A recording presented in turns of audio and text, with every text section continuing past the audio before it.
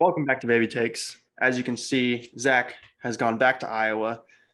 We are not together anymore. And we also have our special guest, Bennett, in the back. He's going to sit there. Minor disclaimer, if he does fall, he's got pillows surrounding him. So don't be worried about that. And I will go pick him up.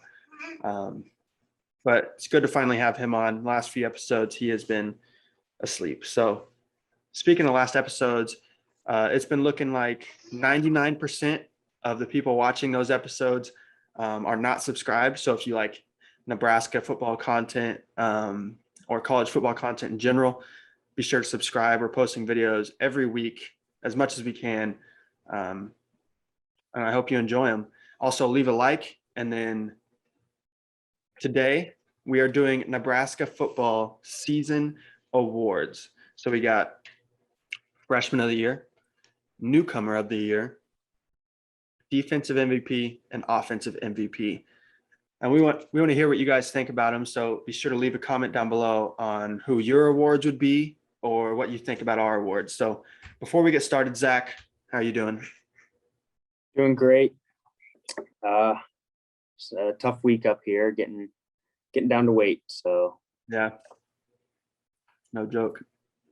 All right. Well, with that, let's just get started. So we're going to start it off with Freshman of the Year. Now, there was some contestants in here. You got Jaquez Yant, who's a beast of a running back. He was a freshman, a former walk-on. He didn't play a lot, though. Looked good when he did play, mainly in that Northwestern game. Totally went off. You had Gabe Irvin, who looked really good, but he's also didn't play a lot, got hurt in the Oklahoma game. Hopefully he can be back next season. You got Gifford, can't think of his first name. I don't know why. Really took over that JoJo role when JoJo ended the season. He did really well there. But our Freshman of the Year is linebacker Nick Heinrich. Started all year. Before we get into the stats, Zach, do you have any accolades or anything you want to say about him? Huge part of the defense that played this year. Defense played really well.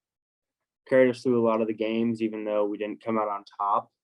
Seemed like the defense was a big part in keeping those games close with some of the top teams in the country, whether that be, Michigan. That's a winnable game just because our defense played great, and they were in the college football playoff. And then Ohio State, who won the Rose Bowl. Defense played great there, and just top level teams that this defense played. And he didn't seem like a freshman out there. He seemed like a vet the way he was playing. Definitely something to look forward to in the next few years. Yeah, I think probably the Michigan State game was probably the highlight of our linebackers. I think Michigan State didn't even have a first down in the second half. Really should have won that game if it wasn't for a blunder on special teams. Story of the season, really. We probably win that game.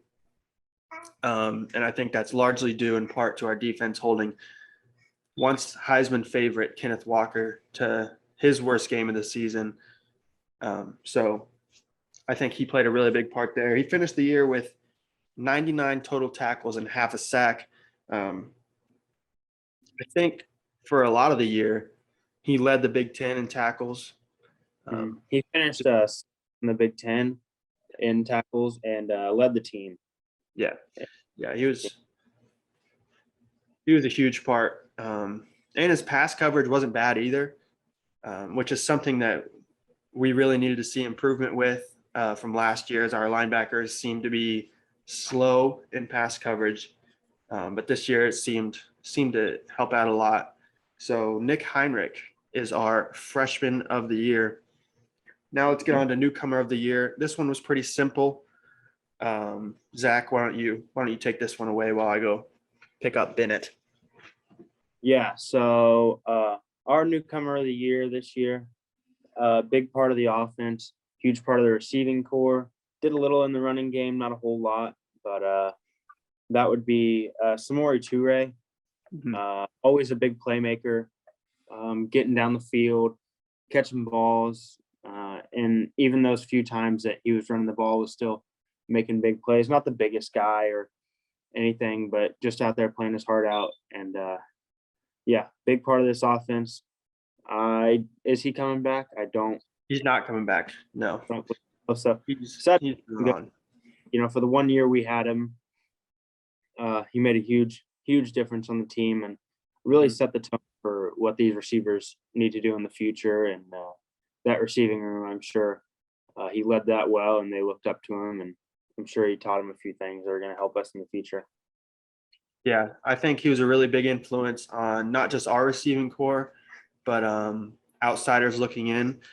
We just got, or not just got, but we got a transfer receiver, and I'm sure one of the selling points was look what Torrey did last year. He came into the program, led the team in receiving. So we finished with 46 receptions on the year, 898 receiving yards, 5 touchdowns, and 8 rush attempts for 63 yards and a touchdown. Probably would have gone over 1,000 yards. There was plenty of big time plays that he made that were overthrown, underthrown. So yeah, he was a really big part. Probably our best receiver for sure this year. Yeah, gonna miss him next year. I'm sure he's gonna be a late round draft pick, maybe undrafted, depending on how he tests. But I think he can really make a difference on anybody that gets him, and he's gonna be missed for sure. Yeah, Now, and he led the team in receiving, and then he finished 7th in the Big Ten overall in receiving, which is a big deal because I think Nebraska probably was bottom in the Big Ten in pass attempts. So for him to finish top 10 in receiving, that's probably got to be showing something right there. Next up, we got offensive MVP. Now this came down to a few guys, like Torrey was in there. Adrian Martinez really played a big part in our offense this year. But other than that, I think it was pretty self-explanatory who was going to be the MVP. Set receiving yards for his position, or receiving record for his position. Austin Allen, we knew had tons and tons and tons of potential. And this year it really showed. I think we even could have gotten him the ball more, honestly. But yeah, I'll start off with his stats. So Austin Allen finished the year with 38 receptions, 602 yards, and only 2 touchdowns.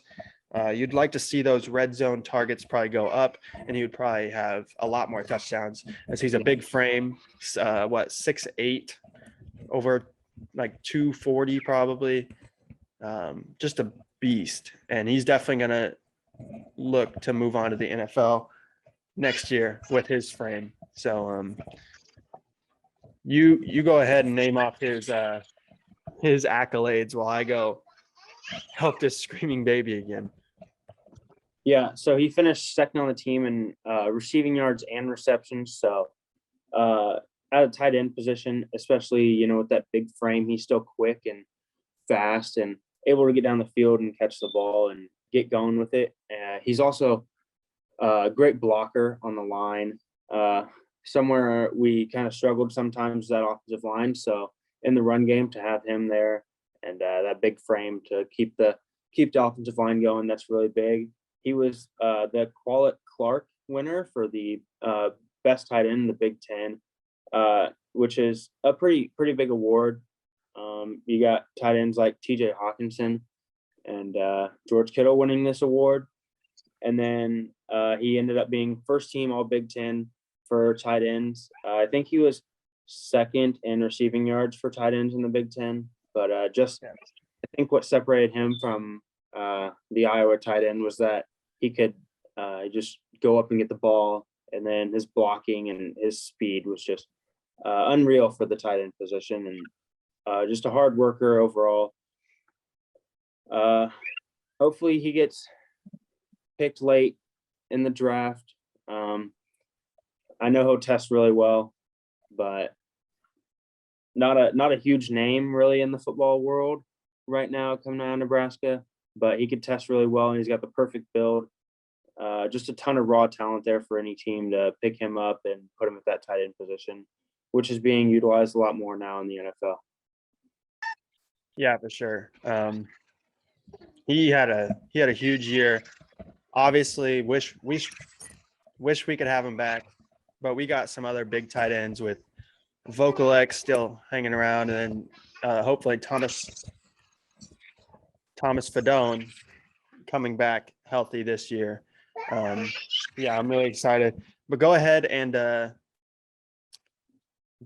probably the biggest MVP on our team. I'll start it off with some honorable mentions for this award. Defensive MVP is our next award.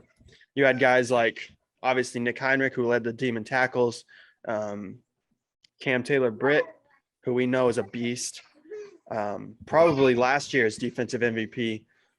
But I think this one's pretty obvious. So go ahead and talk about this guy and his accolades real quick.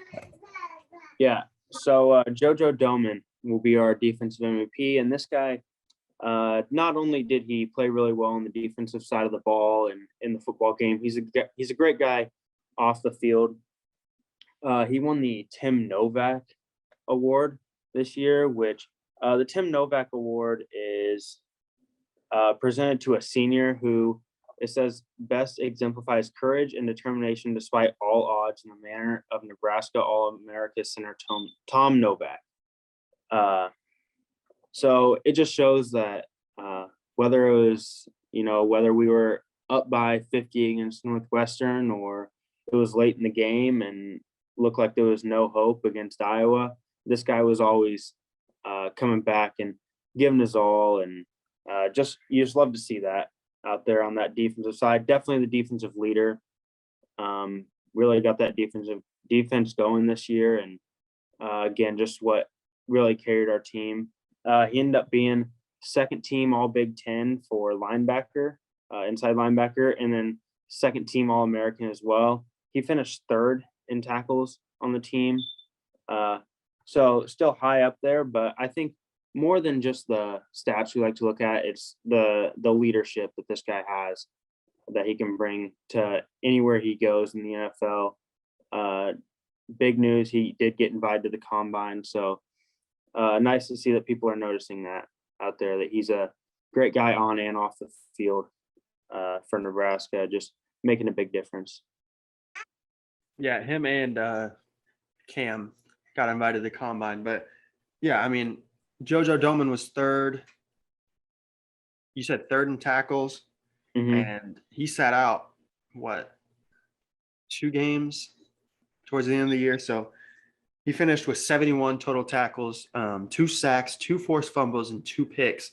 This guy was just everywhere. Obviously our best player on defense this year. If you think back to a guy like Nate Gary, JoJo was pretty much Nate Gary, but better. He was bigger. He was better in man coverage. Nate Gary pretty much played that strong safety role, but he could hit, and his football instincts are probably the best thing he had going for him. He just knew the play before the play had even started. He was getting to spots. He would come in and blitz and get sacks and make big time interceptions. I remember the Ohio State game. Ohio State was driving, and then JoJo Domann just picks it off. Yeah, huge player for us. He's definitely going to get drafted. He's going to be one of the top linebackers, I think. He might play that hybrid role, the safety linebacker. You're seeing that with Isaiah Simmons right now. Isaiah Simmons, obviously, an athletic freak. But JoJo Domann's athletic enough to play that as well. So I think JoJo Domann was probably our all-around MVP as well as just our defensive MVP. But yeah, those are our awards. Let us know what you think. Comment down below your guys' defensive, offensive MVPs and freshman and newcomer of the year, and maybe some predictions about who will win those next year. because we plan on probably doing this annually. So yeah, that's going to wrap it up for the Nebraska portion. Obviously, college football playoff championship game is coming up on Monday. So we're going to do our quick predictions for that. And I'll start that off. So this is going to be a crazy game, I think. The first time Alabama and Georgia played, Alabama kind of ran away with it. Georgia didn't look that good, but I think this time's going to be different. I think what Georgia showed last week against a very, very good Michigan team, just completely dominant in that game. One of the best defenses in the nation for Michigan was completely tore apart by this Georgia offense. And then obviously Michigan's offense couldn't do anything against the best defense in the nation statistically for sure with the Georgia Bulldogs. So I have Georgia winning a very close game. Obviously, it's very hard. You can never really pick against Alabama. But yeah, I got Georgia winning this one. What do you got? Yeah, so right now the odds are sitting at Georgia minus 145 and Alabama plus 125. So super close odds here. Like you said, Alabama ran away with it the first game, but watching Alabama play Cincinnati didn't really impress me. They did what they needed to get by. But watching Georgia blow out a team like Michigan was very impressive. I think Alabama's got a great offense, as they always do. Great receiving core, as always. Bryce Young's an amazing quarterback, can put the ball in the right place for his great receivers. But Georgia just always brings the hammer. And I think Georgia's going to come away with this one. But I would expect to see these two teams play each other in big time games like this for a while, especially with their like young offensive pieces that they both got. For updates, follow us on our Twitter. You can just look up Baby Takes. I'm sure it'll pop up. And then Instagram also, we do updates on every video. Sometimes we do a little bit of news. We announced the Keaton Slovis. Well, we didn't break the news, but we announced it on the Instagram. And then obviously subscribe here, like this video, comment what you guys would do with your MVP votes for defensive, offensive, freshman, and newcomer. But that's all I got. Zach, you got anything else? That's all for me for today. All right. Thanks you guys so much for watching. We will be back next week with more updates and more news. But until then, we'll see you later.